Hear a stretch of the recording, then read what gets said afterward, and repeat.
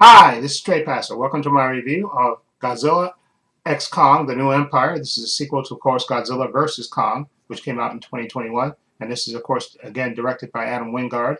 Now, I was looking forward to seeing this movie because I was a big, I'm a big fan of monster movies. So, and I did like Godzilla versus Kong. So, definitely looking forward to seeing this. And from the trailer, basically, it's Godzilla and King Kong teaming up to fight two other monsters in this movie. And of course, this movie is about 2 hours, okay, but I really liked it. It's not too long.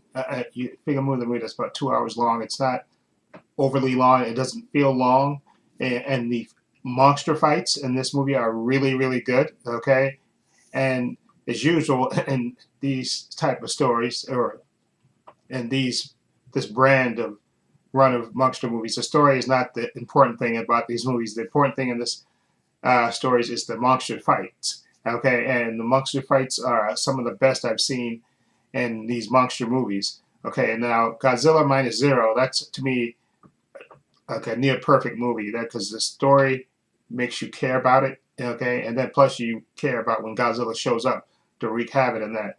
In this one, the story is the story's okay. They even have a kind of a subplot in this involving some of the human characters, but I'm here for the monster fights, okay? And the monster fights, to me, in this movie are really well done. The CGI in this movie is great to me, and it's just absolutely fantastic.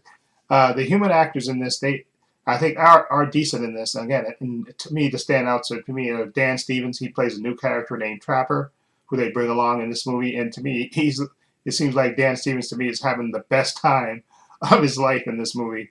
His character is really a likable character, not annoying, which is sometimes you get with these monster movies with the human characters. Some of the human characters are very annoying, and you don't you want to fast forward through them to get to the monster fights.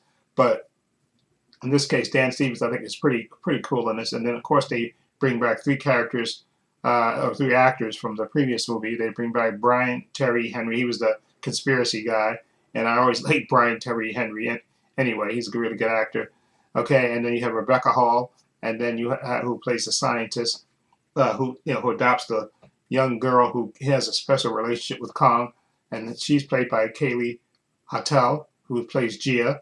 Okay, and the good thing about the actress who plays Gia is that she's really expressive with her face because she signs everything, so she's really expressive, and she never and sometimes you get these kids that can be in these monster movies that can be annoying, just the girl from Stranger Things, but Gia is definitely a character that you really like, and Rebecca Hall to me is a good character, and I like her chemistry with Dan Stevens as well, even her chemistry with Brian Tyree Henry as well. So I think the human actors in this movie are really good and not annoying as and you want to just get past them to get to the monster movies. But in this movie, I like what they did with Kong, especially. To me, this is more of a Kong movie than a Godzilla movie. Okay, I think Godzilla in this movie is more of a co-star or supporting actor in this movie. This movie to me is more of a Kong movie because a large part of it takes place in Middle Earth, or Middle Earth. I think that's what I forgot what they call it. It's not Middle Earth. They call it something else.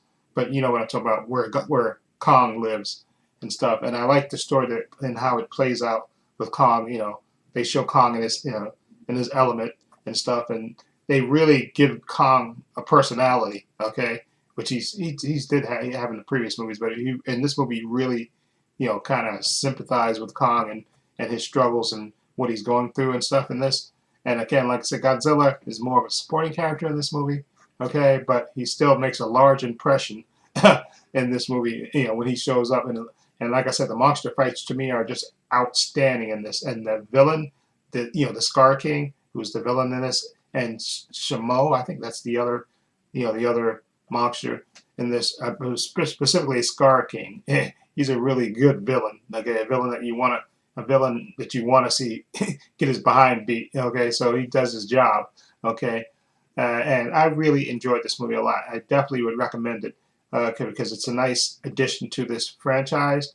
Okay, and I definitely would like to see a sequel if they decide to make it. This movie hopefully makes enough money that that they make a sequel. and I'm liking what they're doing in this MonsterVerse. That's why I keep this movie separate from because I think that's a Toho film, the Godzilla Minus Zero movie, which to me is just a near perfect movie because it just has everything and the human characters you really care about, and of course the monsters, Godzilla in that case when he shows up. In this one, you do care about the human characters, but it's the monster fights and the monsters themselves when their interactions I really enjoyed. So I definitely would recommend you see this movie. Now, as far as my rating goes, excuse me, my 4-star rating, like I said, 1 is poor, 2 is fair, 3 is good, and 4 is excellent.